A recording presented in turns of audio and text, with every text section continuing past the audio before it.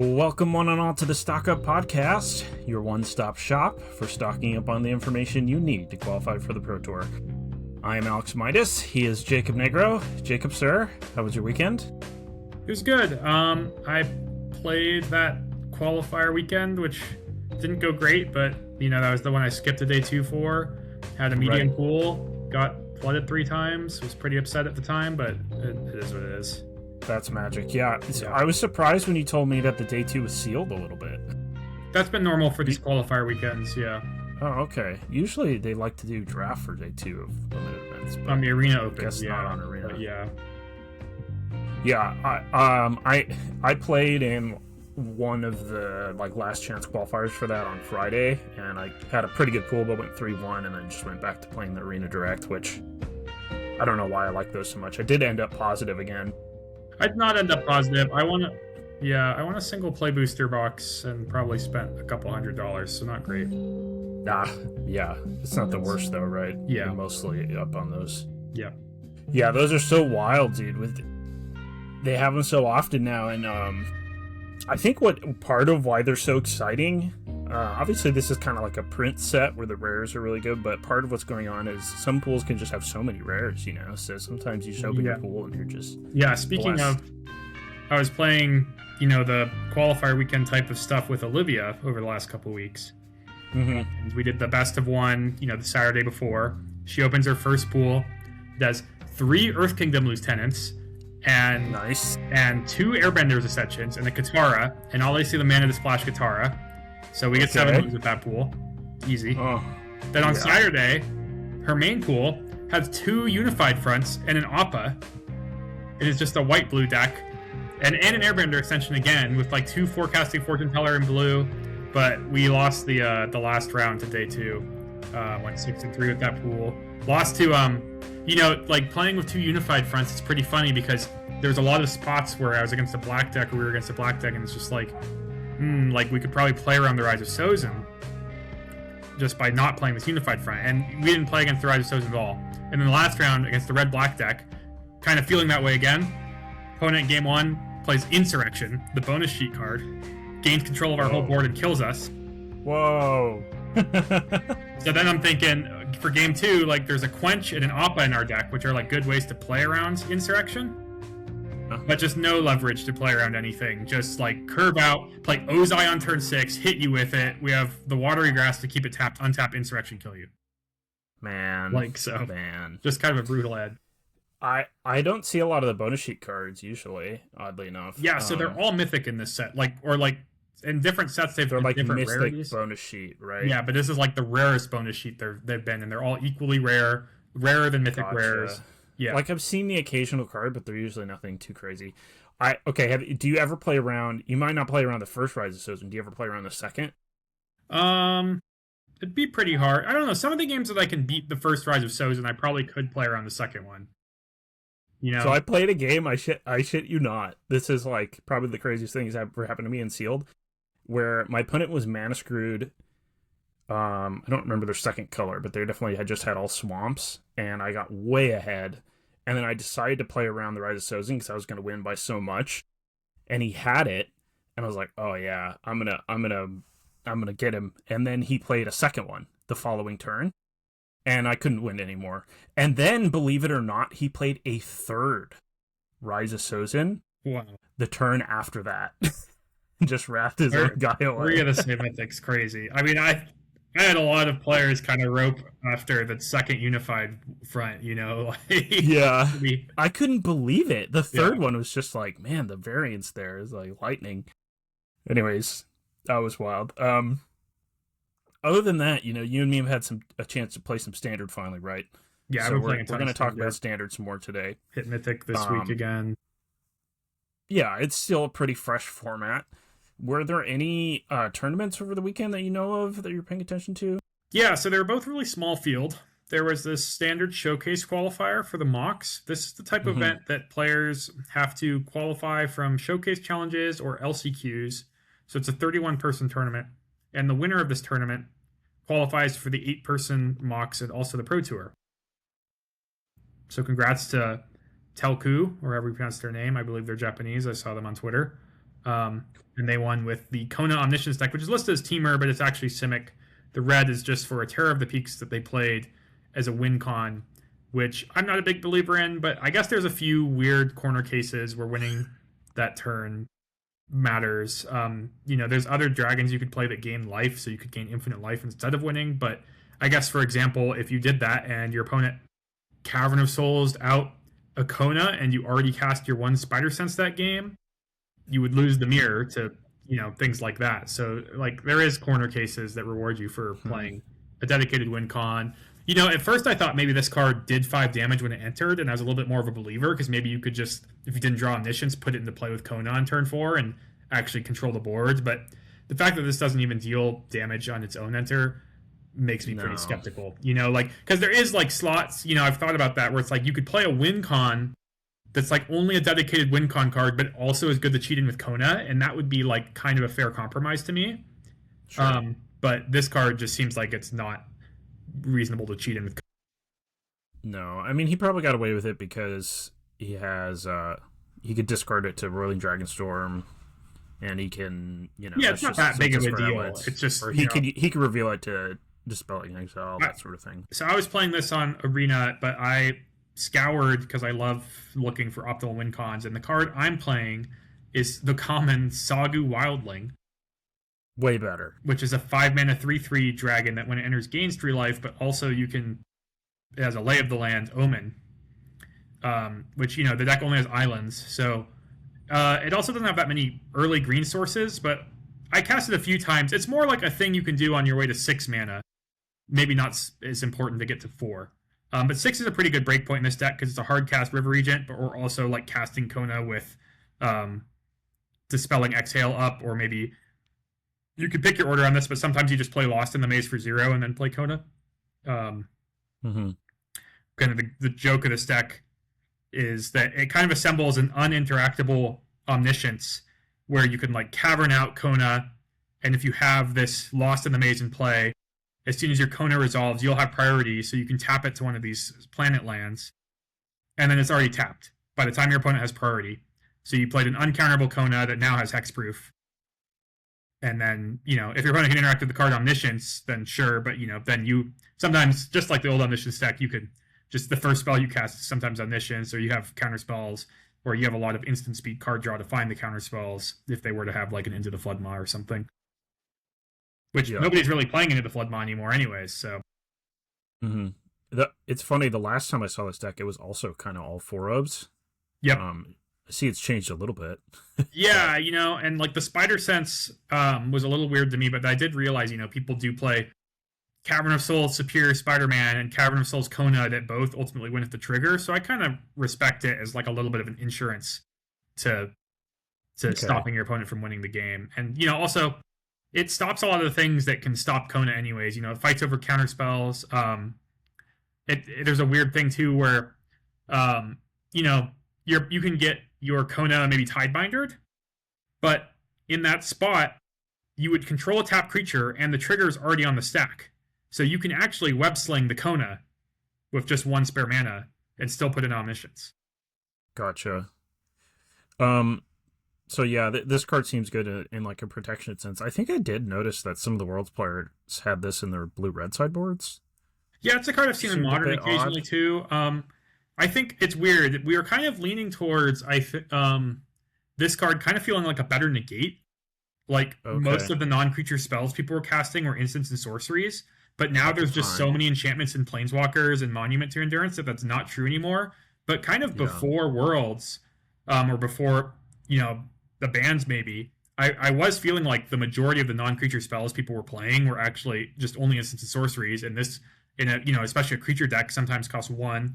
Also can hit triggered abilities, like this is really good against Meringue River Regent, for example, from like a Jeskai control deck, stuff like that.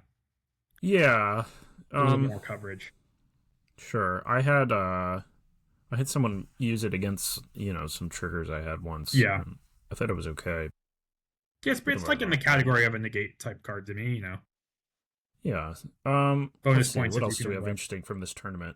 Yeah, I wanted to point out in 14th place, Just this black-green deck that's similar to what Handshake played, but more notable to me, the player K-Ball, that's Marcio Carvalho. So, you know, he played a blue-red prowess deck, I think, at Worlds, like the Splash Portal type deck, and he kind of switched to the Handshake deck. We see main deck Reclamation Sage and Sentinel of Lost Lore with a bunch of tutoring type packaging. Both Nature's Rhythm and Lively Dirge are kind of these they're kind of Green Sun Zenith like, you know. Right. So this is kind of like the green blue kind of aggro deck, but just, you know, black cards instead. Yeah, and you know, or I probably mentioned, Overlord's kind of a nice thing to squeeze. Badger Mole Cubs is really good at giving you 2 extra mana to squeeze in. So right. Overlord's pretty good at doing that. It's also a good big mana payoff if you have a lot of mana. This deck, you know, has Ouroboros, that sort of thing. Yeah, black sideboard cards in addition to Shoot the Sheriffs. And I've thought for a while that Deep Cavern Bat is kind of an overplayed card, but I'm a big believer that if you can put +1/+1 counters on it, that it's actually pretty good. And this deck with Innkeeper's Talent and Ouroboros, that's pretty nice. But I just think like the 1/1 chipping away is like kind of a failed house of cards, you know, because you're holding back this card that might be kind of devastating if your opponent gets it back. But when your 1/1 lifelink, you know, is actually becoming a 2/2 or bigger, just pressuring them a lot. You know, I thought it was good with Rafine as well. Same kind of story. But yeah, and you know, like for the blue-black deck, when they play lots of these, inherently playing this on turn 2 in an aggressive deck, it's actually kind of slowing the game down.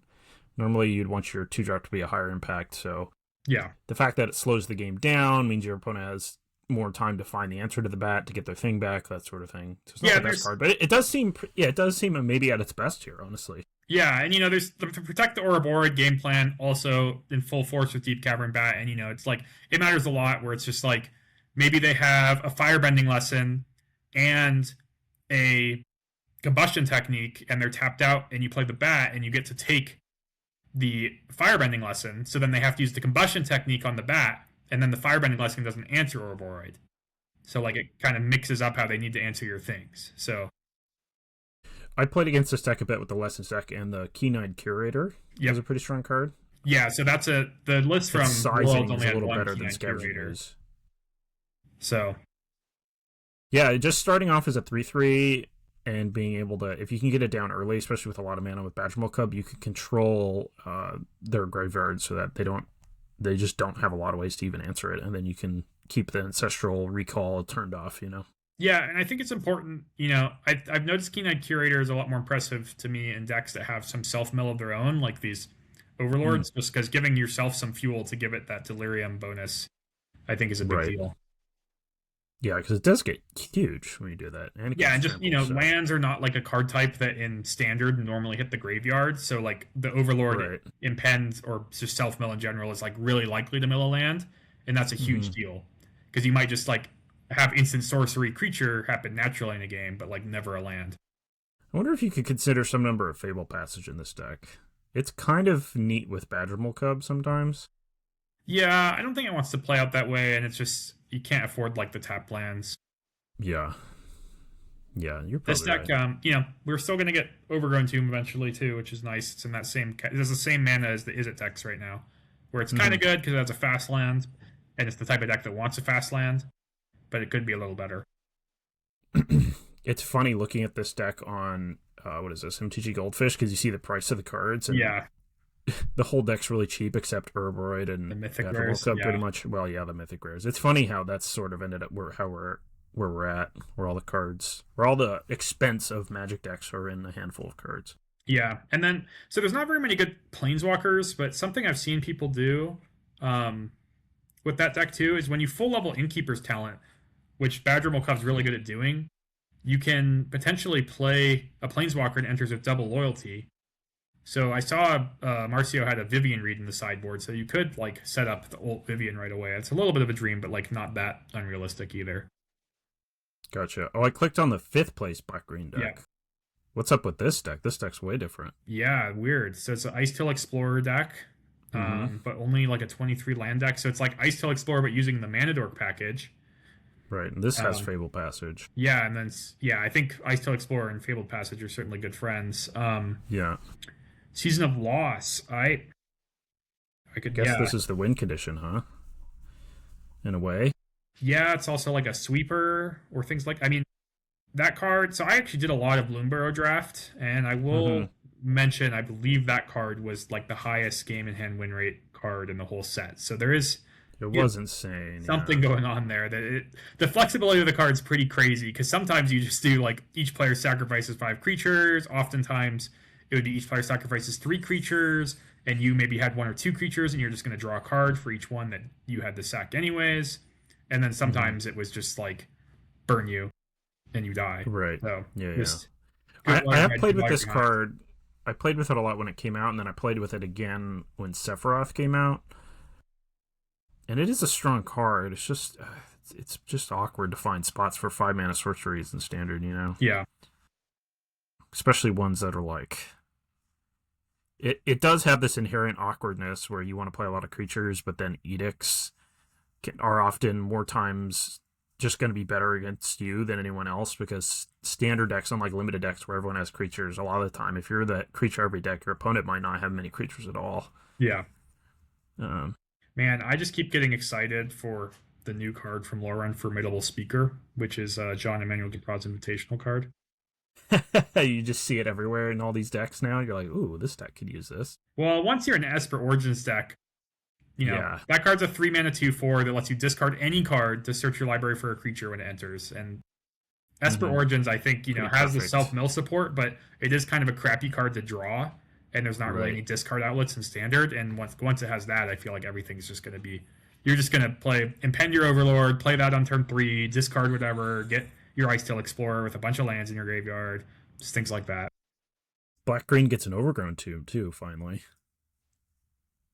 So that'll be nice. I'm glad to see, these 1 or 2 of Bossing Says popping up in decks like these. It definitely seems like it's kind of proven itself as a really annoying land. Yeah, it's a strong card. The white one, the decks that use the white one haven't been great, but when I've played against the white one, it's been a good card. And then, even the blue one now is It Lessons in a small number. Yeah. So the weird things about this tournament as a whole, there's only one Is It Lessons deck in the whole top 31 players, which is pretty bizarre. Lots of Is It Looting. Is It Looting favored in the heads up there? Is that the idea? I don't know if it is. I don't think that's really been proven. I know, JED top-rated Worlds with it and lost to it twice on camera, the Lessons deck, I believe. And I just think, I played against some mono red against a player in this tournament, Marceline, and with Is It Lessons, and I thought it did seem like the mono red deck was really good against Is It Lessons as they were currently built. But anyways, kind of looking at this tournament, wondering why nobody played Lessons. One thing that was pointed out to me is that many people maybe qualified for this tournament with the blue-red Cauldron deck before it was banned. So maybe just a bit of a comfort pick to pick sort of a overlapping deck. I started playing this deck more. I have a lot of issues with it, but it's looking stronger to me sometimes. I do, there is some hypothesis that it could be good against Is It Lessons because it has all these high toughness creatures. Right. There are things, I've noticed it's kind of funny. The control decks of the format between Get Lost and sometimes Authority of the consoles, I've found Frostcliff Siege is not this haymaker that I thought it would be, giving everything haste. But against Is It Lessons, that card's pretty scary. Yeah, that's what I've heard. Yeah. Something you can stick against them and they can't do too much. So what's the appeal of this deck over Lessons? Now with the combo Cauldron gone, you're sort of just the fair game plan of the old Cauldron deck. Yeah, just being a beatdown deck, I guess, is the appeal. I just have, I've been growing on Tiger Seal. Mostly, I think it gets away with being kind of bad because it costs 1. Sure. But I hate Duelist the Mind, and I don't think there's a better replacement. But this card just, costs a whole extra mana, and when you do the thing, you're attacking for 2. The vigilance on it is, I call it a scam to Nathan Stoyer, whose World Championship card this is, because it's the worst vigilance. There could have been other cool stuff on this card instead of vigilance. It's a 0/3 on your opponent's turn. Like almost every game, every turn of every game, it's just a 0-3. You tap out all the time with this deck. One of the only times I played this card was in the powered cube on Arena, and I couldn't believe how bad it was. Yeah. Played with it maybe twice, and then I just stopped picking it. It was funny because near the end of the life cycle of the VV Cauldron deck, people started including one, sometimes two of these. But it was for, like, it's kind of like what Voldaren Thrill Seeker used to be, where people realized in the middle of their combo turn, they could play this and put a single counter on it, and it would just have, like, 20 power, and they'd make 20 mana, because that's how many cards they've drawn that turn, like... Right. Because it works retroactively. Yeah, you could play it after you've drawn a million cards, and it has that much power.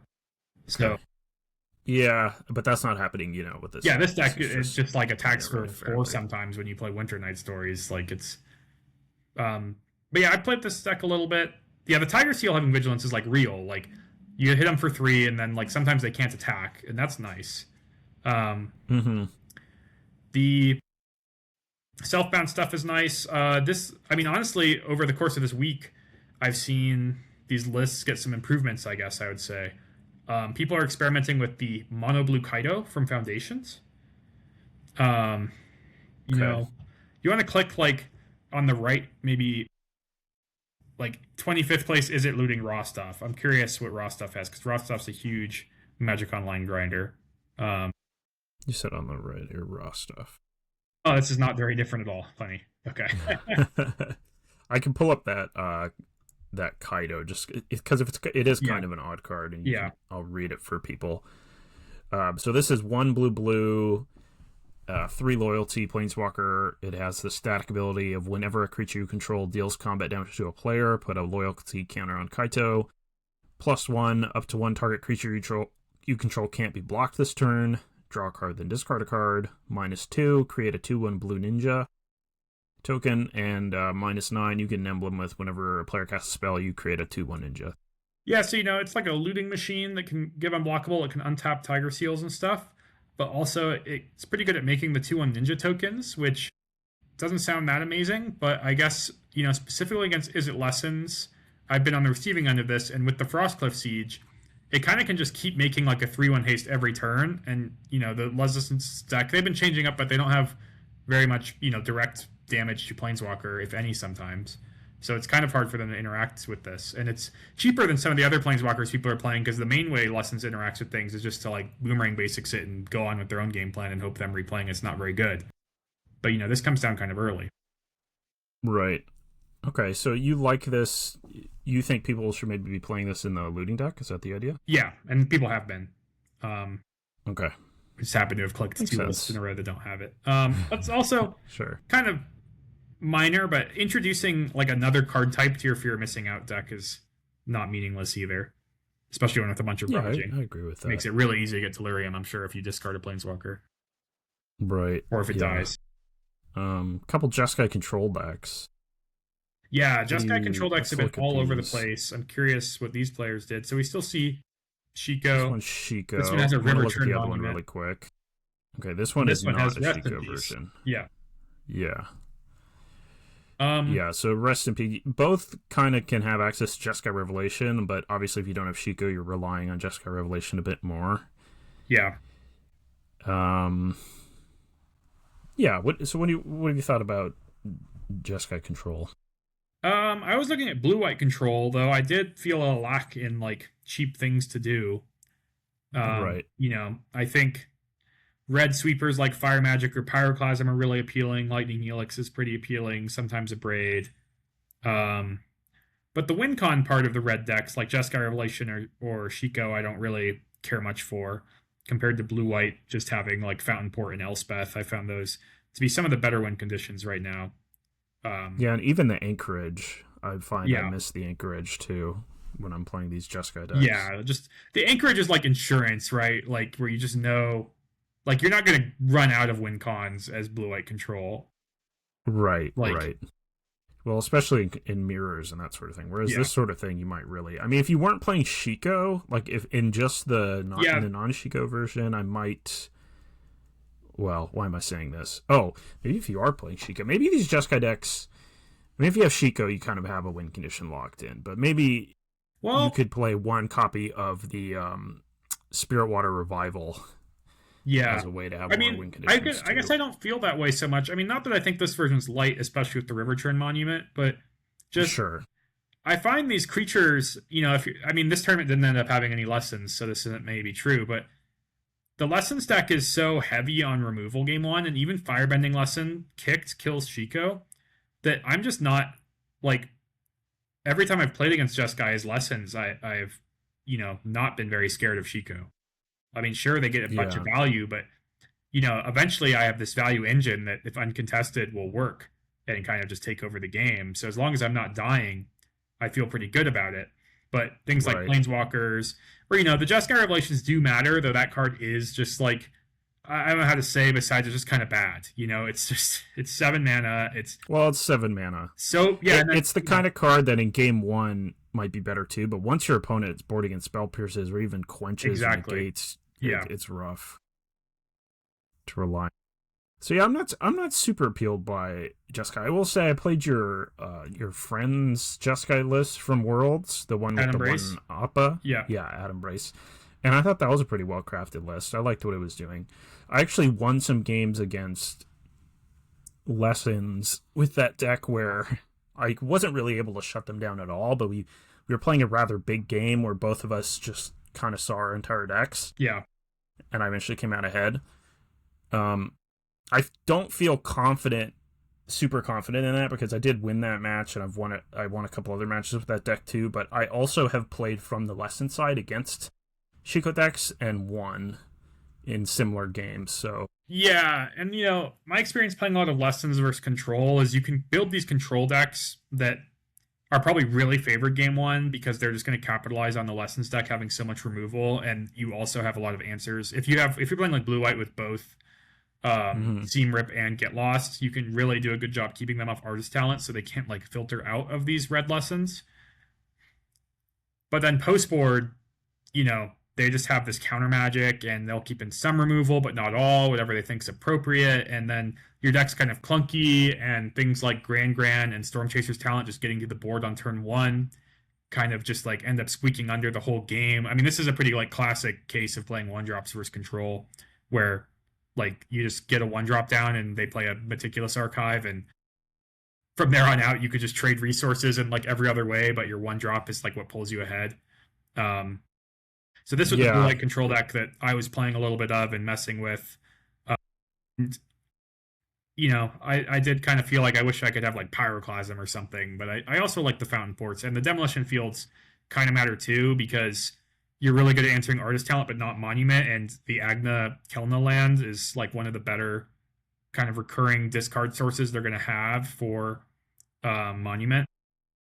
Mm-hmm. And also there's a lot of creature lands in the format, so it's just nice to have.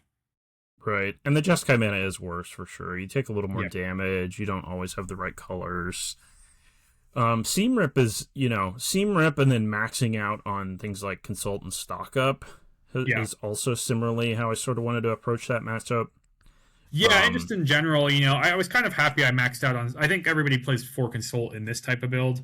But I was kind of happy to max out on Stock Up, and I was just filling out the last kind of interactive slots of my deck. I actually decided to main deck an Authority, and I was kind of impressed with it because it kind of also just like lets me get away with so much card advantage type cards and slows down the game a bit.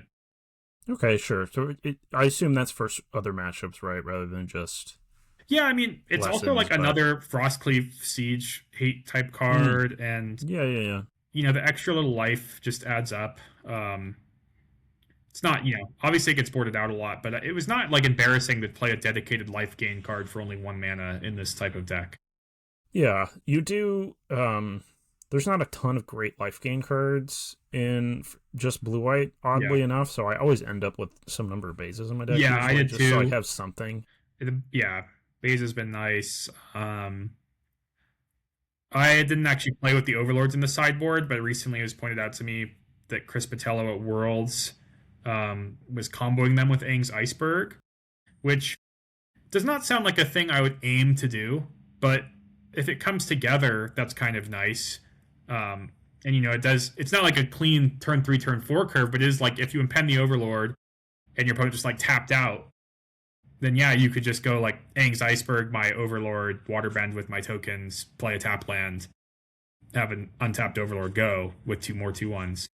So that's cool. Gotcha. Like I like you that. You could do that at instant speed too, right? You could just Iceberg it. Yep. And then at instant speed, you can do the Waterbend thing whenever you want. Yeah, so it's kind of similar to Scroll Shift or whatever. And there are 2 cards that I could believe you want to play individually, but in the main deck, Overlord right now does not sound appealing to me at all. So, with the Aya's demonstration running amok and stuff like that, I don't think. Yeah. I guess we could talk about some specifics. You've got like an Annul and a Rest in Peace main deck. Have you liked those? I like the Rest in Peace. The Annul I could see, I think, that might be 2 dead cards versus like an aggro deck. Luckily, I think the Authority won't be dead. And there's not really any rummaging or things like that. But I think the Rest in Peace is like really a card that can close out, close the door on maybe a recursive. A lot of decks might rely on some sort of graveyard synergies to kind of have value, I guess, against you is what I would say. Yeah. So like closing up the door on that seems valuable to me. I mean, it could just be like you could play Soul Guide Lantern if you didn't want it to be dead, but I'm not using my own graveyard, so I figure why not just play Rest in Peace. The Annul was more just like I didn't really want to play like 3 steps ahead, but that could be like a good space for like another Aang's Iceberg where it's kind of a catch-all that's still good against aggro and maybe sets up this Overlord postboard plan. Yeah, I agree. Aang's Iceberg has been pretty decent. I was worried about it getting blown up more than it seems to actually do. Yeah. To be honest. So I've been playing just a couple of those, but that's been pretty good. Day of Judgment versus Ultima. You've got 2-1 split here. What's the thought process there? I had 3 I started this way, didn't play against Lessons a bunch of time, went to 3 Day of Judgment, immediately played versus Lessons, and thought, man, I wish I had 1 Ultima. And it could be in the sideboard. Just to search for, in case they get a bunch of monuments in play. Well, yeah, and I think you want 1 sweeper probably in your deck in that matchup because they can get some otters into play or things like that. You just want to be able to clean up the board, and Ultima's just definitely the best one because sometimes you hit the monument or multiple monuments. Okay. And then let's see. There are, I guess, Just Guy artifact decks in the format too, so Ultima's a huge thing to have against them too. Yeah.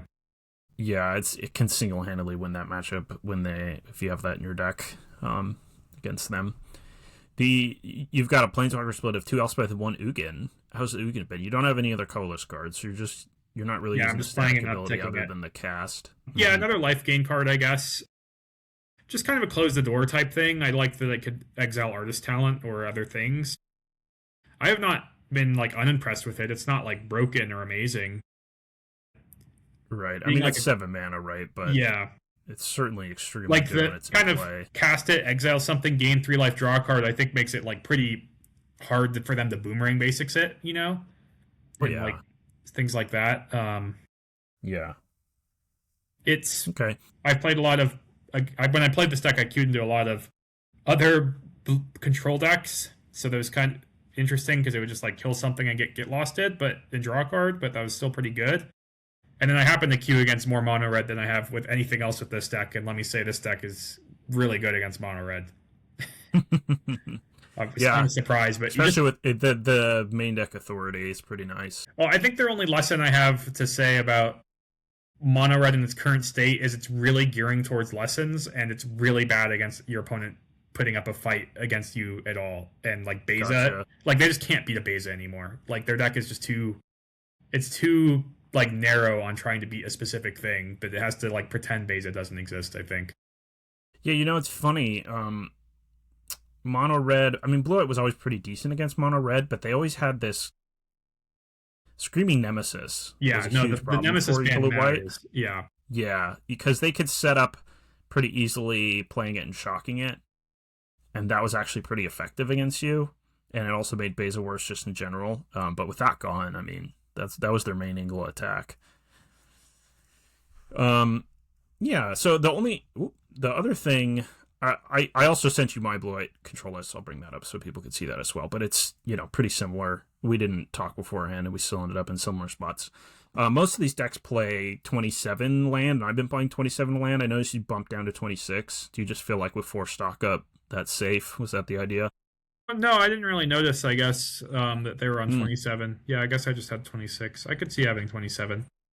Gotcha. You have the same amount of card draw as me, actually, just in different spots, pretty much, with the River Regent and the Revival. Yep, pretty much. And the Revival, again, not super necessary. I'm kind of low on the ladder, so I play against a lot of control mirrors and some white, like mono white and white black super long game control decks. And if you just cast a Spirit Water Revival with Waterbend against them, it's really easy to win. So that's why I have it. And it's certainly worse than casting Stock Up when you cast the Divination mode, but sometimes it does the job. Other than that, there's new sideboard options. Before, a lot of the time with this deck, you would use like Voice of Victory and Enduring Curiosity as kind of your dodge. Yeah. Enduring Curiosity I'm less into now because against Lessons, they have the Exile. And the Null, which I think, between like Seam Rip and Rest in Peace and stuff like that, they might want anyways. Yeah, totally. So I have been using Riddler against them, and I've liked that well enough. Riddler being pretty good. That one I didn't try. Among sideboard threats, I will say I have not been impressed with Aang. I had them, and I cut them before sharing the deck list. They were just they were notably too low impact, I guess I would say. What were you boarding them in against? I guess small creature decks, but I've tried them in Control Mirrors and did not like them in Control Mirrors at all. And then against small creature decks, I just thought they ended up being too bad also. Okay. I've kind of liked them against creature decks. Is basically where I bring them in, but that's fair, I guess. And then the other card that I think you could play in the sideboard, but I would not play main deck, is Wan Shi Tong. Yeah. And mostly just because, all these Izzet decks have these 1 mana deal 2s. They're just always going to snag Wan Shi Tong in game 1, and that's just even though you're up cards in that exchange, you could do better, is how I would put it. You'd rather just cast a dedicated card draw spell or a dedicated win con instead of a card that's both. But I think of removal spells that these Izzet decks can leave in against you, the shocks are just impossible for them to leave in, basically. They're not going to hit anything else or Voice of Victory or things like that. So I think Wan Shi Tong could have a home in the sideboard. Also, I did board it in, Demolition Fielded my opponent, and drew a card and forgot that would happen. That's pretty cool. Yeah, so I played search, but before Worlds, I was playing a lot with Wan Shi Tong, and I felt like it was actually going to be a really good addition to these control decks. But I ran into the exact problem that you were saying, where they were just shocking it and then getting a lesson in the graveyard, and it felt really bad. So stopped playing with it. But maybe as a sideboard card, it could be. Yeah, it hasn't come up for me much, but when I play against control post board, it's a card I feel like I'm kind of scared of in some spots. It's just so flexible. Yeah, I think it's kind of exactly what you want once the shocks aren't in their deck. So I think I'd be pretty happy to keep one in my sideboard. Okay, yeah, I'll have to give that a try. You also sent me a lot of other decks. We could. Yeah, I've been going through a lot of stuff. But tell me about this white-black life gain deck. I've played against a few times and saw stuff on YouTube. The lists other people play have, I guess, a lot of. So every list, I guess, looks kind of like this, but instead of with 4 Deep Cavern Bat in the main, they have 4 Essence Channeler, which is the 2-mana 2/1 Ajani's Pridemate type card, but it can get flying and vigilance if you lost life this turn. And instead of Preacher of the Schism, they have 4 Enduring Innocence. Okay. And I just thought those cards were way too bad against all the shocks in the format and some exile. I guess also the Seam Rips aren't usually main, and they usually have some other weird mix of things. Yeah, Enduring Innocence used to be an all-star for these sort of decks. I can see that equation changing, though, with the efficiency of Exile and the Lessons deck. Yeah, and so I'm not going to say this deck is that strong, but they might keep printing life gain things, but I will say I liked the changes I made, notably the Deep Cavern Bat's main. That's just a recurring source of life gain. All your other cards that gain life kind of require you to draw a creature and play it to gain a life.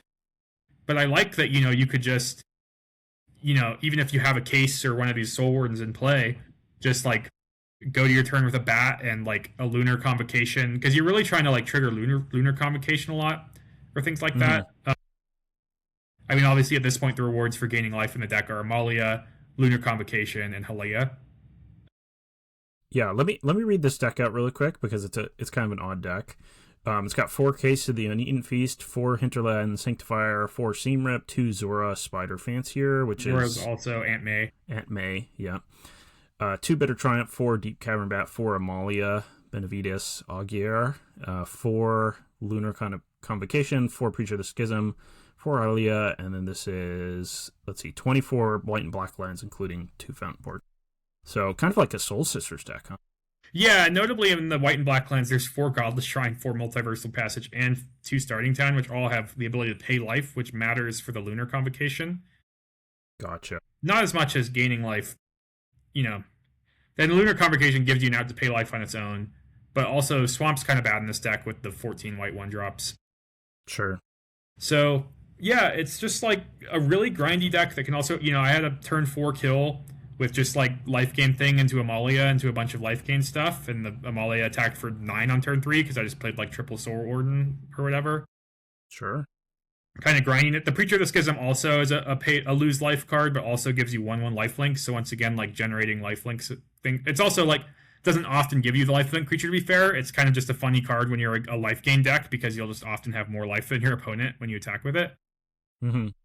And also, like, it makes a 1/1 life link sometimes, too. And the pay life thing, actually, I guess, is good with the Preacher, too, because I actually found myself in some spots where I'd start my turn with Preacher and more life than my opponent and be able to pay life to exactly an equal amount as my opponent.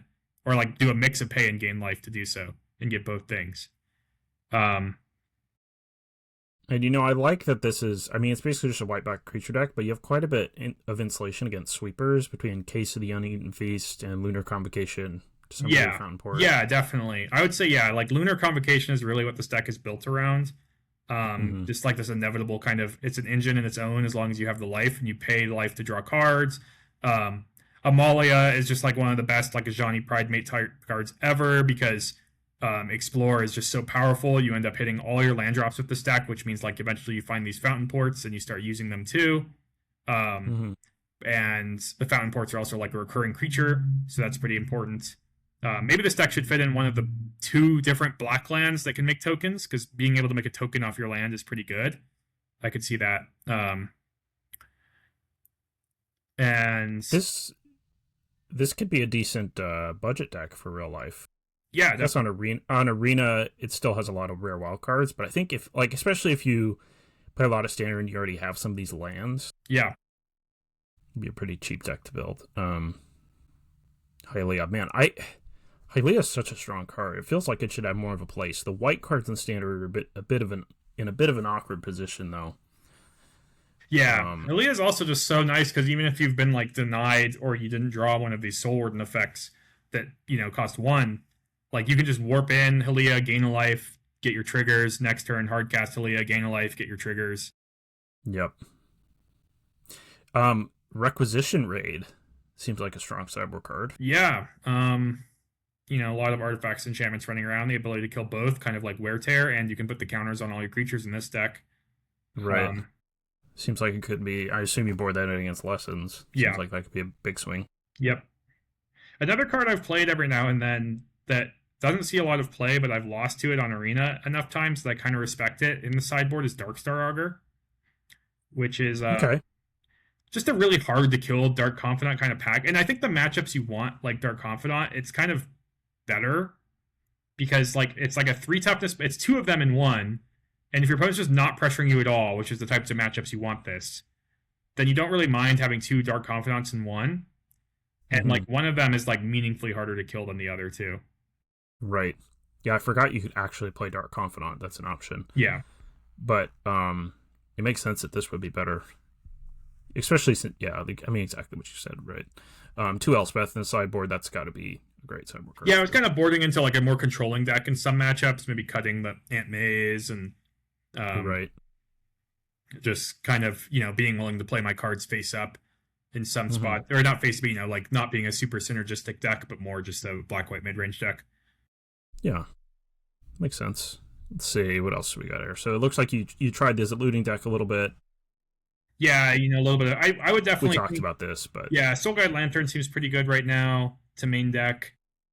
You have a lot of high toughness things that can die to Combustion Technique. There's also just other graveyard decks. But I would say as a rule against Lessons, the Graveyard Hate is going to be much more effective if you're protecting your creatures from Combustion Technique.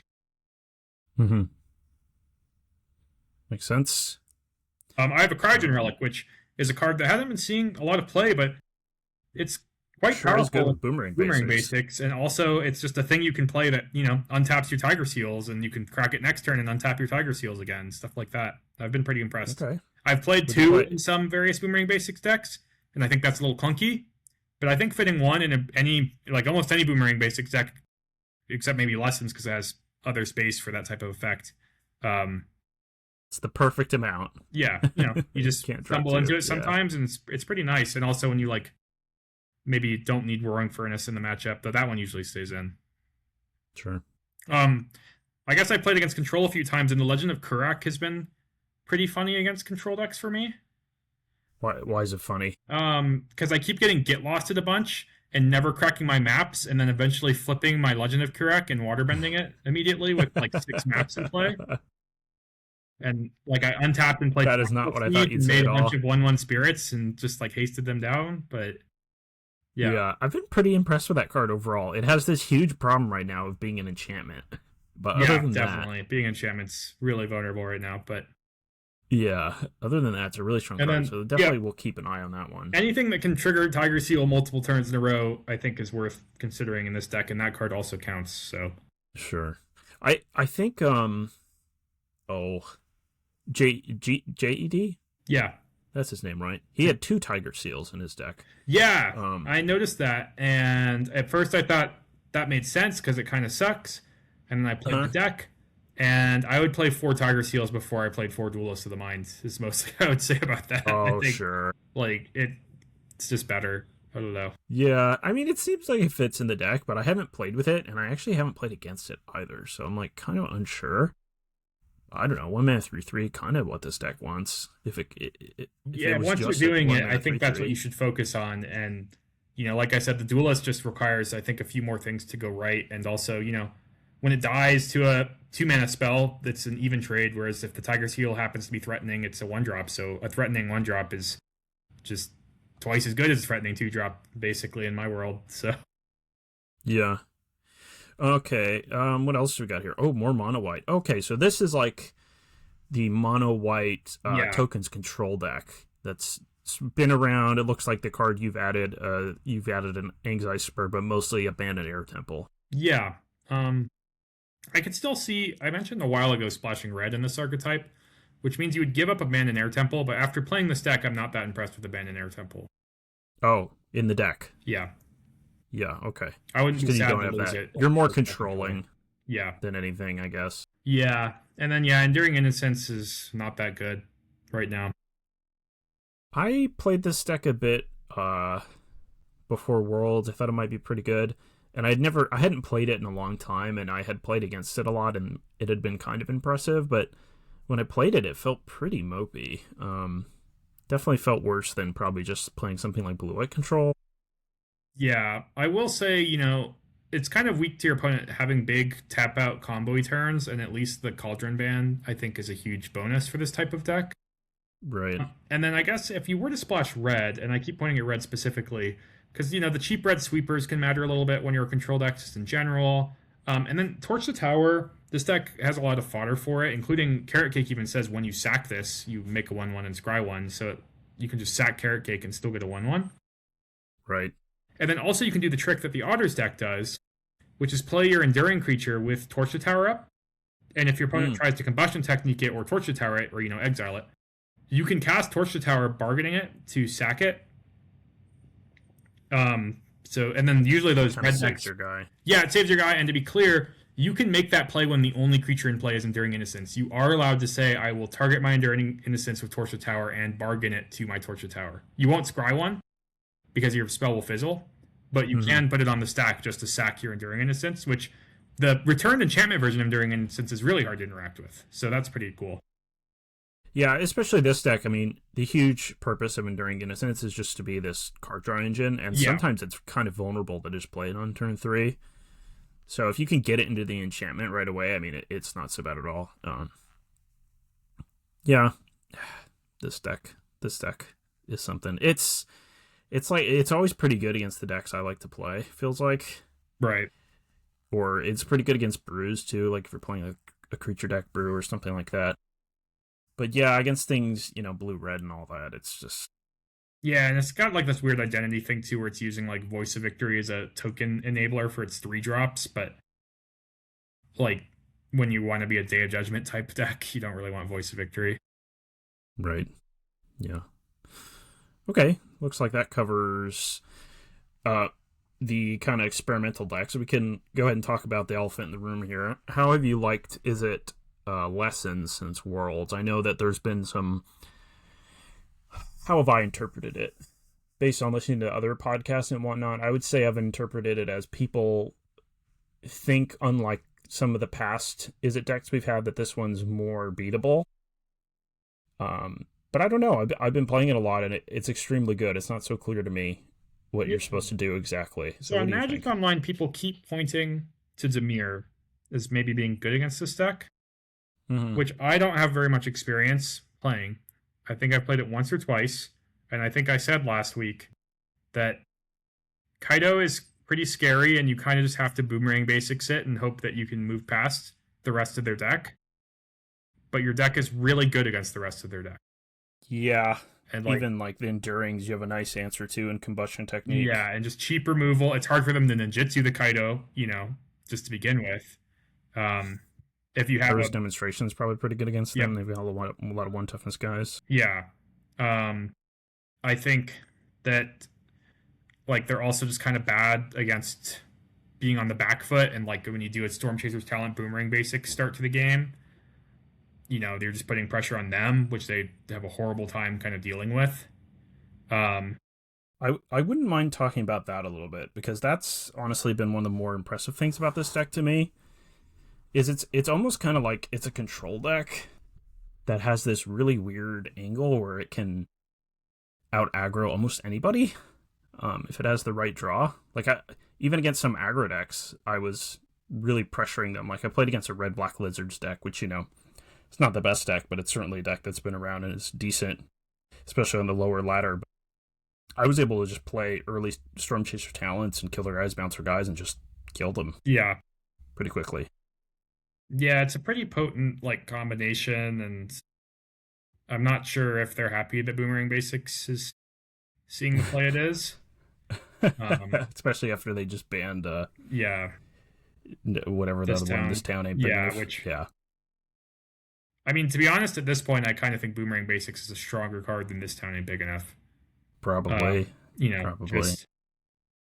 It requires less to go right, I guess, and it's just cheaper. And I think we learned this with Into the Floodmaw, and I kind of mentioned this before this set even came out, that when you're dealing with these blue decks that have such great access to card advantage, 1 mana bounce your thing, even at sorcery speed, is something you're in the market for. I mean, you wish it was Terminate, but just being able to bounce something and make your opponent respend the mana on it while you're up a bunch of cards is pretty something you're pretty happy with. I mean, the fact that it's any non-land permanent, I mean, we were starting to learn this a little bit with Into the Floodmaw, I think. And this is pretty much just better because it's a lesson, and then you can target your own things for more value. Yeah, and I guess it would be interesting, temporary lockdown rotated, so that was maybe one of the biggest needs for an instant speed into the Floodmaw. And that's true. The replacement of Pinnacle Starcage doesn't exile enchantments, which is really relevant as it turns out. Your list in specific here has only 3 monuments and a RAL. What's the idea there? Yeah, so I copied that, Andrew, and I guess we didn't talk about the NRG event, but there was a top 24 over the course of a year Nerd Rage Gaming finals event that was 3 formats: limited, standard, modern, and it was won by my friend and now future teammate and past teammate Matt Siganik Johnson, and he was conceded to in the finals by his friend and also head of my team, Andrew Ellenbogen. But still did quite well to make it to the finals, right? And when I saw the 1 RAL 3 monument kind of thing, it made sense to me. As I play this deck and you see a lot of your deck, I feel like I can get kind of a good feeling for I'm okay playing 3 Boomerang Basics instead of 4 or things like that. And these are close things, but just cards that I feel like have these diminishing returns when I draw too many of them, it's kind of noticeable. But they're also kind of cards, because you can discard these cards to fix them, but I don't really want to discard them until I know I'm flooded on them, which is like an awkward spot to be in, if that makes sense, you know? Like I do want to eventually find the first monument, but I also don't want to just like have it be turn 3 and my hand be 3 monuments. That makes sense. I will say for the mirror, like I know Ral's good in the mirror, but I think Monument is also just really good in the mirror. So yeah, that's the only hesitation I have. Yeah. So yeah, it's a little bit of a pre-boarding thing, but I like that I can fit in like the Riddlers and the 2 Rals this way. Gotcha. I think I've been liking the 1 Quench. Andrew and Matt played 2 Essence Scatter in the sideboard, and I brought this up, but I think the first Quench is like pretty good at being Essence Scatter, and it's a lesson. Yeah, I was gonna ask what you would exactly want Essence Scatter for. I mean, I know what card you'd like to target it with, but is it just like Shiko and creature decks? Yeah, well, also when people like warp in Riddler, it's often the last thing they do in a turn. Gotcha. So like it often can snag that. Just a little protection. But Quench does that, yeah. Yeah, that's what I'm. Yeah, sorry. The Essence Scatters were for Riddler. Right. The superior Spider-Man deck if they don't have Cavern of Souls, and I guess they said mono red. Which, to be fair, I'm keeping in my Quench first mono red, but I'm not like super excited about it. Yeah. On that topic, I guess of decks I'm most scared of, mono red is definitely the deck I have been losing to the most with lessons. Okay. I did play a dedicated set of someone building their deck to beat lessons, to be fair, but yeah, we keep ending up with like these Izzet decks that are they end up being soft to mono red, but at this point they banned so many cards from mono red. Mono red might finally have so much trouble against the rest of the field that it might not be worth it. That's kind of how I feel. So like, and the lists I struggle, like they'll have Magebane Lizard. I know people point to the Scalding Viper, but that card doesn't seem very good against lessons to me. It has 1 toughness. They're just going to kill it. Sometimes, you might end up drawing 2 1 toughness creatures and getting 2 for 1 by Iris Demonstration, which is a disaster. But Magebane Lizard is a real problem, especially combined with like some Soul Guide Lanterns post board to maybe keep it from getting combustion techniqued. If there was anything I could change to improve the mono red matchup, I'm pretty sure it's a mix of Unable to Scream and Fresh Start in some combination.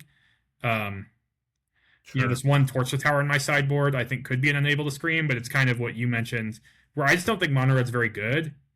So, I'm giving it a little respect by playing like an additional 1 mana removal spell, which can't hit the Magebane Lizard, but at least, it maybe can hit a Hired Claw, and then I don't have to use my Iris Demonstration on a Hired Claw or things like that.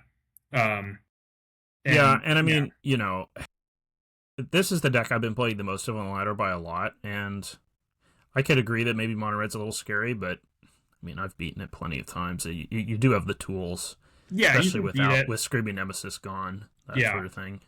Yeah, and I guess also to be clear about the auras like Fresh Start and Unable to Scream, like I would take a huge number of those against mono red if they could magically appear in my sideboard, but they're like terrible against almost every other deck. Totally. You can't play them against like any deck with Boomerang Basics, and you can't really play them against any of the green decks because they're packing a bunch of disenchants anyways. So when I've played when I've played other blue decks and I've wanted to be good against mono red, Flash Freeze has been a decent I've card. had Flash Freeze in my sideboard too, which I pointed to instead of Essence Scatter as well. It's nice that it hit, it's still, because again, what you really want against them is a way to kill, target the link, counter the links. Yeah, I guess I haven't been facing the links that much. I just mostly like they have the Nova Hellkites and the Magebane Lizards. Okay. And an issue with Fresh Start against the Nova Hellkite, to be clear, is if they warp it, you can Fresh Start it to, gain 4 life, but it doesn't stop it from warping out, even if it loses all its abilities, because that's not tied to its abilities in play. So you'd have to kind of wait to Fresh Start it till the second time they cast it anyways, which I know would save you 4 life compared to Unable to Scream. I think I'd rather just prefer Unable to Scream and just like have it as a cheap card and hope to have Combustion Technique online or my Quench for the Nova Hellkites. But yeah. Or Quantum Riddler, I guess, actually, a post-board game. Yeah. Let's see. In terms of other decks like the Mirror, have you figured anything out for the Mirror? I know before you were saying you were boarding out Storm Chaser's Talon and some Grands. Yeah, I still kind of feel okay about that, but I could see going either way on it. I think I've been see doing different boarding based on the player draw, where like I don't really like Soul Guide Lantern that much, but if I want the Riddlers in the mirror, I kind of don't mind a Soul Guide Lantern or two. I wouldn't board on all three. Those are mostly for the Reanimator deck. But just, like you could kind of play a Protect the Riddler game. Yeah, so my sideboard's similar. I've got a couple Rals and a couple Riddlers. I have the 4 Monuments still main deck. I've actually been cutting Gran, and then some of the burn in the mirror, and not talent. I think that's fair. I think I've been okay with that. Just the talent that early.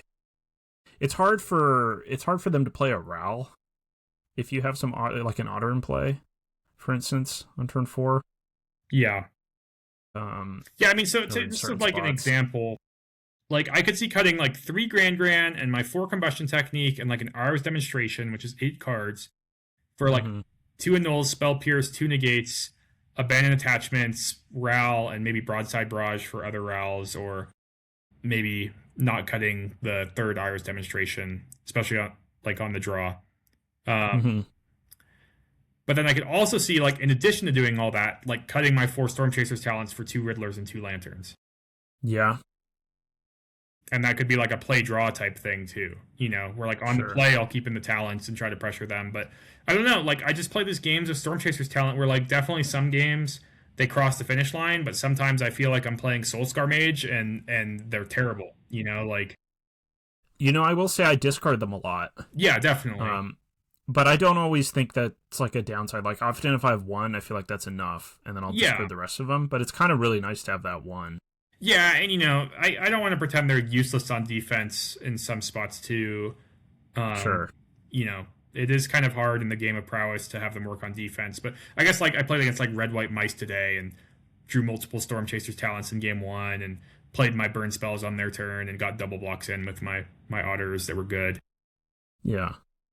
Well, one of the things that happens in the mirror is if you can get in damage early with a talent, it'll be easier to kill them with a monument faster. Yeah. And I guess just as a bigger kind of macro sense of the mirror, to be clear, I'm talking about whether I like Storm Chaser's talent or not, but the mirror is about the card artist talent, in my opinion. Oh, for sure, yeah. Just for people listening, like you're navigating the game to trying to stick and resolve your own artist talent and your opponent to not have one is like kind of the name of the game. The there's a bunch of sub games that go around that the pressure of Storm Chaser's talent might make it harder for your opponent to set that up or things like that, for sure. Like, yeah, and then if you're both able to, if neither of you have a talent and you're both able to like grind each other down, then that's like where the Riddlers and that sort of thing come in. Yeah, or maybe even Chapter 2 of talent, but sure. I don't think I've had both talent and Riddler in my deck. Also, it doesn't have to be an all or nothing thing. If you leave in 1 or 2 talents, or Storm Chaser's talent to be clear, like that's not weird to me. It's not. I don't think. I agree. It's a card that you just have to play 4 of. I'm keeping in all my Boomerang basics anyways. The reason I'm playing 3 instead of 4 is because I was finding myself just cutting the 4th anyways in a lot of post board games in those types of spots. Do you worry about not being able to kill your opponent's Riddlers if you cut all your Combustion Techniques? No. I just bounce it if it. Yeah, if it or like that. They have to have Riddler, and you have to not have your talent in Monument stuff going on. It's the game has to play. I haven't been that impressed with Riddler in the mirror. That's fair. I mostly see Riddler as important against decks that are destroying your talents and monuments and that sort of thing. Yeah, I agree. It's also pretty good at blocking. Yeah. This all makes sense. I mean, I've been so happy with this deck, honestly. Yeah, me too. I've been trying tons of decks, but it doesn't mean I don't like this deck. Yeah, and even like some of the control decks, I feel like I've tuned them really well, and the control decks to me are actually pretty impressive in this format. I feel like they have a lot of things going for them, but I don't really feel like I'm particularly favored against this deck. I agree. I just think the post-board games, like I'm saying, are kind of a nightmare. Like, yeah, and you can lose the game once pretty easily too. This deck has some crazy draws. Yeah, and especially if they can get, even if they don't permanently stick an artist talent, if they can like get one down for one turn and sift through all their shitty removal spells, right, and just be kind of free, like then yeah. Yeah, and then you're your deck is just full of cheap cards from Chaser Talent, Grand. Sometimes they'll have awkward draws because their deck's a lot clunkier, and you can take advantage of that, pressure them early, and then resolve some of your more expensive things. Yeah. Another point I'll make towards the main deck Ral and 3 Monument is, I just have felt kind of clunked up on drawing Monument too often when I don't have it very set up and good to use. Okay. And Ral is also like a Monument payoff. Where like it doesn't usually happen where you go like turn 3 Monument, turn 4 Ral, but what does happen is you like set up the game to like stick the Ral on turn 4, maybe make an otter, and then untap with Ral, and like play Monument and minus your Ral, draw a card, get a treasure, on addition to all the value, and then just like keep the board clear. And because you're drawing all these spells with Ral, draw 3, discard 2, like you almost just minus 3 Ral every turn, and just it's kind of similar to Artist Talent. Yeah. Yeah, no, Ral makes a lot of sense in this deck, and it's been really good. I could see throwing one in the main deck. I guess the most likely card that you would cut is the Monument, although it's just like definitely I've had a feeling when I just played 4 Monument, 4 Talent that like I kept drawing these Monuments and they were bad. So like cutting 1 Monument for effectively like a 5th Artist Talent is pretty like reasonable to me, and I was kind of happy to see Andrew and Matt and Greg did that as well. I can see it. I'm glad you have the Abandoned Attachments in the sideboard. I've been pretty happy with that card. Yeah, I mean, I've played 4 at times and then put the Iro's Demonstration in the sideboard. I'm a pretty big fan of maxing out on Demonstration and Attachments in the 75 because they're just cards you're happy to have in certain matchups. Fast or slow, basically, and they're lessons, so... Yeah, and you can do things like, well, my burn spells aren't very good here, so I'm going to sideboard out a lot of them, but I still want a high lesson count, so I get to board in this extra Abandoned Attachments, and that's kind of nice. Yeah. I have a Quench in my sideboard, too. Yeah. I mean, this is all just Seth's deck. If you have a sideboard Quench... Yeah, I mean, I think my main deck is just Seth's with -1 Monument +1 Ral, ultimately, but I think 1 Quench in the 75 is pretty reasonable. I've chosen to have it main deck, but if I could see switching my cards around and having it in my sideboard and something else main deck, too. Yeah. I have toyed with the idea of 2, but... Yeah, no, it hasn't felt that good, and I kind of like the 1 Spell Pierce a lot, so I don't really want to mix that into. Yeah, that makes sense. Is 2 annuls enough? You want to put an annul in the main deck, maybe? Yeah, I know Edgar and Gabe were talking about that. I think just maybe if I went to a big tournament, I was just thinking about the Spotlight Series in Atlanta at the beginning of January, which is standard in this format, just because I've been focusing on it so much. So maybe I'll go, but yeah, if I was expecting a bunch of Lessons Mirrors, I could definitely see an annul in the main deck. The problem is, like, Magic Online and Arena do not seem like you're playing a bunch of Lessons Mirrors. And yeah, that's true. Null's also good against, the Superior Spider-Man deck and a few other decks, but there are some decks that's just like a little too bad, and I know you could rummage them, but like you don't want that to just be true of too many cards in your deck. Yeah. Yeah, that's true. And I mean, there's already plenty of things you want to rummage. Sometimes you just need to rummage a lesson, that sort of thing. Yeah, you need to rummage lessons or to turn land, your things online. Yeah. I've also, I guess I'll mention, I tried to build an Artist Talent Monument deck that was not lessons, which I was not like that unimpressed with. And so the idea behind that, and to be clear, my deck did have 4 Boomerang basics and things to bounce. Mm-hmm. The idea is that like Grand and Accumulate Wisdom are in really strong payoffs, but the other lessons you have to play minus Boomerang basics are, cards you wouldn't normally play. Like they're okay, but not great. Yeah, well, I mean, Combustion Technique's a little bit of a payoff too, but yeah, definitely. But like by comparison, Roaring Furnace is really good with Boomerang basics. Right. Like, so like you can play Roaring Furnace, you could maybe play a Quantum Riddler or 2 in the main, and stock up. Or I had the 1 Cryogen Relic, things like that. Torch the Tower is cool with Cryogen Relic 2, and the Roaring Furnaces. I didn't hate it. I could see a world where, like, somehow you could build that deck to be favored into lessons. Because, yeah, the idea is I'm not going to have Ancestral Recall in my deck, but I'm going to have different sources of card advantage, and then my actual spells are going to be kind of a notch above the lessons. Right. That's interesting. I have played, people have been playing like, is it shells or even teamer shells against me that don't have the lesson package or the talents or anything. They just have, well, they have Storm Chaser's talent and they have Quantum Riddlers, and, you know, the teamer one had ways to remove enchantments. Yeah. Have you been playing against like the Splash Portal Thundertrap Trainer deck? Yeah. Yeah. I don't like that deck. Me neither. I always just beat it with this deck, so I'm just like, what's the point? Yeah, and mostly I just don't think that like playing 4 Riddlers is very good. I don't think that Thundertrap Trainer is very good at all, and I don't want to play Splash. I don't even want to touch Splash Portal like as a card. I will. One thing I was thinking about with the Artist Talent Monument no lessons deck is I did miss, like, I felt like I didn't play enough instants, which matters a lot to like start doing the things on your opponent's turn. So like I actually just might fit in some ops next time I try that deck. Okay. Yeah, something to try. It's funny.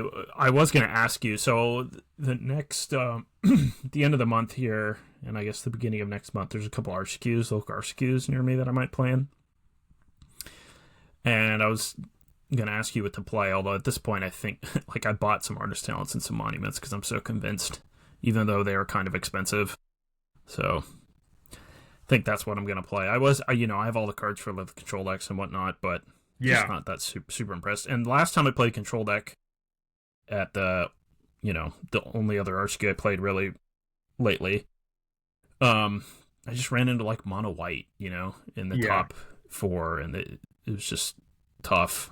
And I think I'd rather just be on the end of not trying to my advice really good deck to you and other people maybe playing RCQs is maybe get the Unable to Scream or 2 in your sideboard, because I kind of think mono red is just like going to be a cheap deck that people might look to play. That is actually might be one of your few bad matchups with lessons. Mm-hmm. So I think it has a track record too at this point, right? Mono red being good against these as a decks. Yeah. Somebody might already have it from the previous format that they were playing RCQs with, and exactly. Yeah, I just think it's also it's a matchup where you don't have a lot of maneuvering to outplay your opponent. Whereas, if in the lessons mirror you maybe don't have, maybe your 75 is 1 or 2 cards worse than your opponent's, you can beat that with skill. Sure. Like if I don't have a second Ral or something. Yeah, your opponent has 3 annuls or things like that. And it's like, okay, but like that's fine. It's not the end of the world. Right. Yeah. Okay. Yeah, I'll take that into consideration. Unable to Scream. Wonder if I even have any of those. I'm sure a local shop does. Yeah. Cool. Okay. Well, I think that ought to do it for this one, folks. So Jacob, I was considering next weekend. Might as well talk about this on air. That we would probably skip, just because it's Christmas Eve when we usually record. Yeah, that sounds right. So probably you won't see us next week, folks. Then after that, there's like a Pioneer qualifier weekend coming up, I noticed, in January. So no guarantees, but we might look into Pioneer. I haven't looked at that format in a while. I assume honestly some of the standard decks might be good. To it because they did with these bans. They banned Heartfire Hero, I believe, in Pioneer. In Pioneer? Yeah. Oh yeah, that's right. They did. And they sure did. I guess just a preview to that episode. My understanding of Pioneer is that mono red deck was really strong. The Is It Phoenix deck wasn't even like necessarily favored against it, but also, was kind of could at least handle it. And Is It Phoenix is just generally really good. And the decks that were good against the mono red deck were these black red mid range decks, which also not that they're like tremendously favored, but I'm sure they were ahead just black red all removal versus the mouse deck. Yeah. And now that mouse deck's gone. So it would kind of seem like Phoenix pulls ahead, but there's another thing that was kind of being held back by the mouse deck, which is that like all the combo decks, like Lotus Field, or I think there's like a Scape Shift combo, they're so bad against mono red, just dying on turn 3, turn 4. Right. But those decks are a little bit slower, but they're really resilient combo decks, and Phoenix is just the lessons deck in Pioneer basically, and literally artist talent also, and it's just like a blue-red spells deck that's all removal that's kind of really bad against strong combo decks that are just doesn't actually have that many on the stack and yeah, exactly. It's all post board, and their pressure is kind of low, things like that. So yeah, I'm curious if I look into it to see. I feel like there might be kind of a weird combo versus Phoenix dynamic going on. Yeah. Okay. Yeah, we'll have to see. Thanks for listening, folks. I want to remind everyone you can find us over on patreon.com/stockuppodcast. It's $1 a month to join. You get access to all of our exclusive content over there. And thanks to all our patrons that we have at the moment. You could also find us on YouTube, Spotify, Apple Podcasts, wherever you listen to podcasts. So happy holidays, everyone. Merry Christmas if we don't see you. Holidays. And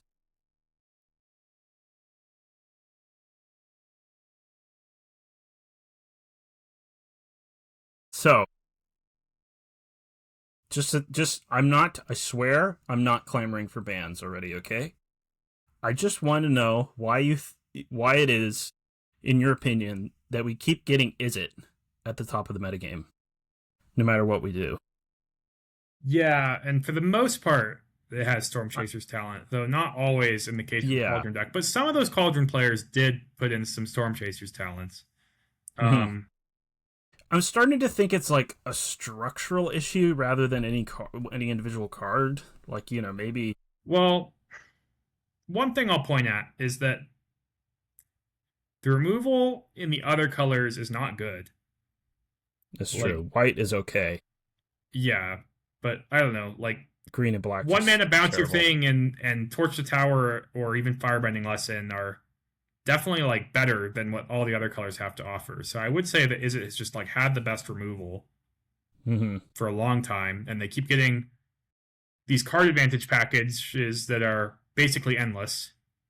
Like even Winter Night Stories is, somewhat of a culprit there, and Riddler is now literally endless and things like that. Talent plus way to bounce it. Yep. Or just talent being a 2-for-1 in general when you pick up something. Talent, grab, stock up, things like that. Yeah, so it's like they keep banning the win cons of this Izzet deck, but they haven't touched any of the ability it has to just play card advantage and interaction, right? Like, my thought was maybe it's got the best like cheap spells in the format. Yeah, that's what I kind of can't really. They can't really keep up. Like in a lot of older formats, they're a lot deeper, and basically everyone has good cheap spells. But in standard, it's like they've almost tried to not make too many cheap spells, but they've failed in blue and red. Yeah, and not elsewhere. I guess there's Llanowar Elves, but yeah.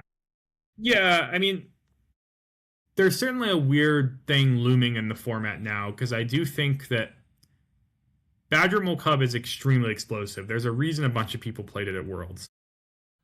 This is a deck that, I mean, I don't know if it can literally win on turn 3. I'm sure there's ways you could. Actually, yeah, I had a screenshot of it.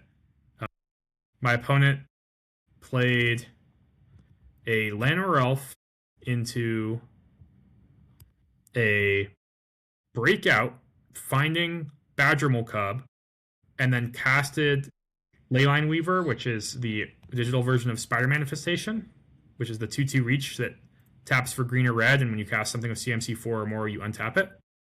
And then on turn 3, they played another Badgermole Cub, hard cast a Riddler. No, sorry. They hard cast a Riddler, cast the Nature's Rhythm for Badgermole Cub, and each time they did this, they untapped their thing. Yep. And then they tapped and harmonized the Riddler to flashback the thing and get Ouroboroi. But I knew from game 1 that they had Critterhoof in their deck, and they hardcast the Riddler because they didn't know what they were going to draw. But if they had warped the Riddler, they would have had the mana to get Critterhoof instead. Okay. And if Craterhoofed me for like 30 trample on turn 3. So like that's kind of what it's capable of.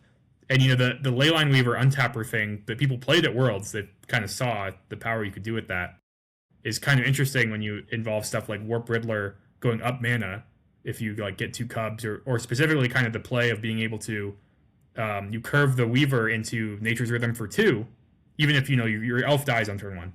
You could still play like a Weaver into Nature's Rhythm for 2. It untaps, you get a Badgermole Cup into play, and then it still taps for 2 right then.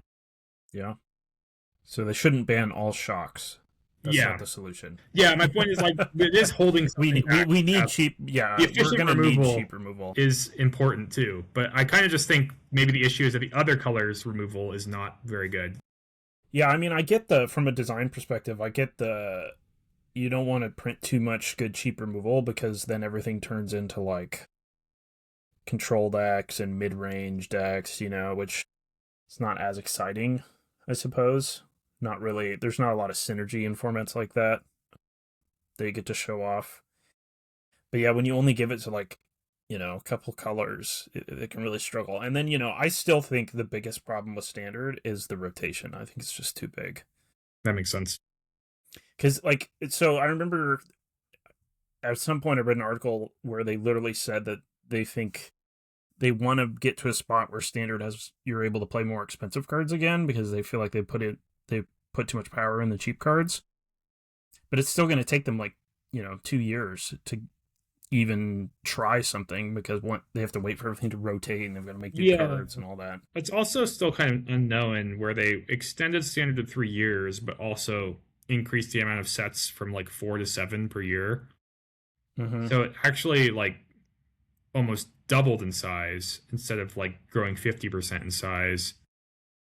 Yeah, and then it also has this effect too where it's its identity is I mean, it's not that different from Pioneer. I mean, Pioneer still has certain cards that have its own identity for sure, but the overlap is getting closer and closer, it feels like. Yeah. Power creep and actually the size of Standard. I counted this out recently, but when I played Pro Tour Outlaws of Thunder Junction, that was a full Standard last set before rotation. I would have called that 12 and a half sets because they did March of the Machine Aftermath. So pretty comparable to many, to what 3 years would have looked like. Though I guess for a while Standard was 2 years, but that was a 3-year Standard. Right. And, people were kind of pointing to that, Esper, Rafine decks had been kind of the top dog forever, but then also Domain had been around for forever as well, and things just kind of stayed the same for a long time. And then I was wondering how many sets are in Standard right now. And if you count Spider-Man as half a set, it's also 12 and a half sets. But we're about to get 3 more sets before anything rotates or changes. Yeah. It's a lot. It's a lot, for sure. I think that would be the thing I would look to fix rather than worrying about any more bans or anything. It's funny, at this point, you could probably just unban a lot of stuff and let people have a go at that. I don't think I would actually do that, but... Yeah, I mean, I was talking to someone and they were talking about banning Boomerang Basics, and I thought it's way too early to say that, but I do see their point that I do think it's a better card than This Town Ain't Big Enough, so it's Well, I'm starting to get frustrated with just as a consumer of the product of, it feels like they're doing a worse job of testing the cards, maybe probably because they have too much on their plate, but I don't actually know why. But I'm just from the consumer's point of view, it's it feels like they're not balancing the cards particularly well. So I almost don't want to just give them the out to just ban so many cards. I think it's bad that you have to ban this many cards. I'd rather have a different solution. Yeah, me too. I don't really like the bans, and it's also, I don't really have complaints from a gameplay perspective about Is It Lessons, but it's strong, and I'm hoping that things put up a fight. And I mentioned it seems like it's good against these Badgermole Cub decks, but I saw Marcio played that green-black version, and I thought maybe you could kind of tune the green-black version to be ahead. But right now, my opinion of Is It Lessons is that there's probably things that beat it, but they have to kind of not be aware that that's what they're facing. And they can, they don't actually have a lot of space in their sideboard because of kind of the Lessons maneuvering, or space in their 75. They can't really pre-board for things or stuff like that to extreme extents.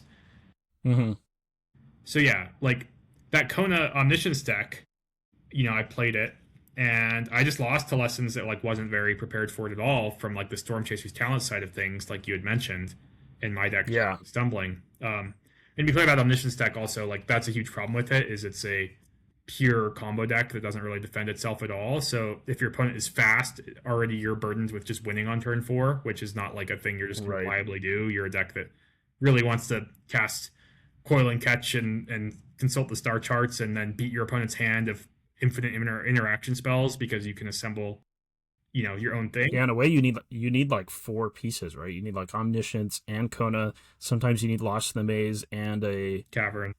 Spaceship and a cavern even sometimes. Yeah, and a way to win after. Simple. Yeah, I mean, the nice part about that deck, like I said, is that I think it can assemble a combination of cards that always wins if it has time. Yeah. So that's pretty powerful. It's like a slow battering ram. Yeah. That it can like break through anything, but it's... Yeah, if your opponent is just holding cards in hand waiting to stop you from winning, that's a kind of a losing plan against that deck. But right against a Badgermole Cub deck just playing Ouroboros on turn 3, it's probably really scared, which is kind of a awkward spot to be for a combo deck versus a mono green no interaction deck. Yeah, and in a lot of ways, the more I've played the Lessons deck, the more I realize how almost perfect not perfect, but like it's rare when really good decks come together so smoothly, and it's odd that it's happened so many times in the last year or whatever in Is It Shells, but like I was amazed by how ineffective Graveyard Hate was against it when I was playing with the deck, how ineffective even just trying to answer the, trying to disenchant all your stuff can be. You almost kind of have to do it all, and then even if you do, like, I've got Riddlers and Ral and the Storm Chaser's Talent aggro, so it's kind of the perfect deck, and it's got one of the better mana bases in Standard, even though it doesn't have Steam Vents. Yep. It's got lots of cheap interaction. I can't wait for Steam Vents. Yeah, everyone's like, oh, we'll have a good deck once we get Holophant or whatever. It's like, yeah, well, they're getting Steam Vents. So. Yeah, it is impressive, like, how many different combinations of, like, orders Lessons can draw their cards in to be successful. Like, sometimes I'm surprised that versus a deck that maybe even has, like, cheap removal that, like, I just play a Grand on one, and my opponent doesn't answer it, and I just, like, play counter spells and removal spells and play a Monument on turn 3 or 4, and, like, I'm triggering this Monument by attacking with Grand every turn and drawing 2 cards a turn that way. Because they just didn't have removal, Yeah, and didn't even need Artist Talent. Just my Grand is just didn't. And even if they did, Grand's 1 mana, so whatever. Yeah, exactly. It's not that scary. You could have easily drawn, Storm Chaser's Talent and 2 Boomerangs, and that gets you 3 threats, and yeah. So, we'll see. I'm definitely at the RCQs, I think. I'm going to be playing. Yeah, I've been looking for events to play locally, maybe, and seeing what I need from it. I have Artist Talent from Storm, so got ahead of the game on those, but